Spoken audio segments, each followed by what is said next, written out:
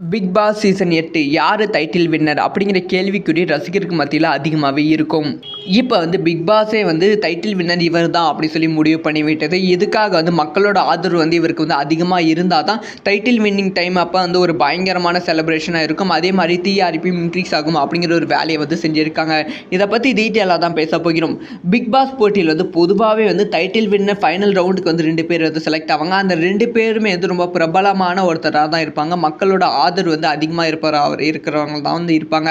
அதுக்கான காரணம் என்னன்னா, சம்மந்தமே இல்லாமல் ஒருத்தர் சூஸ் பண்ணால் அது டிஆர்பியில் பாதிக்கும். அதனால் 2 பேர் எப்பயுமே சூஸ் பண்ணுவாங்க. அதுவும் பாப்புலர் ஆனவங்க. இந்த டைம் பிக் பாஸே ஆல்ரெடி டைட்டில் வின்னர் முடிவு பண்ணிவிட்டது அப்படின்னு சொல்லப்படுகிறது. அது வேற யாரும் கிடையாது, முத்து அவர்கள் தான். ஸோ முத்து அவர்களுக்கு தான் ஃபேன் பேஸ் அதிகமாக இருக்குது. மக்கள் மத்தியில் ஆதரவும் அதிகமாக இருக்குது.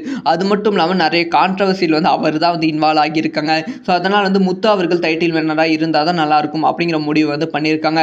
அதுக்காக பிக் பாஸ் என்ன பண்ணியிருக்குன்னா, ஸோ இந்த ஒரு விஷயம் லைட்டாக கூட முத்துவுக்கு கம்மியாகிக்கூடாது, ஃபேன் பேஸ் கம்மியாகி இருக்கக்கூடாது அப்படின்னு சொல்லி சோஷியல் மீடியாவில் முத்துவுக்காக நிறைய முத்து குமரன் ஃபேன் பேஜ் ஓப்பன் பண்ணியிருக்காங்க. நிறைய பிஆர் டீம் ஒர்க் பண்ணிட்டு இருக்காங்க முத்துவுக்காக. ஸோ அதனால் முத்துக்கு நாளுக்கு நாள் சோஷியல் மீடியாவில் ஆதரவு அதிகரித்து கொண்டு இருக்கு. மக்கள் மத்தியிலும் ஆதரவு அதிகரித்து கொண்டு இருக்கு. ஸோ இதனால் 2024 சீசன் 8 டைட்டில் வின்னராக முத்துக்குமரன் அவர்கள் தேர்ந்தெடுக்க போகிறார்கள். இதை பற்றி உங்களோட ஒப்பீனியன் என்ன?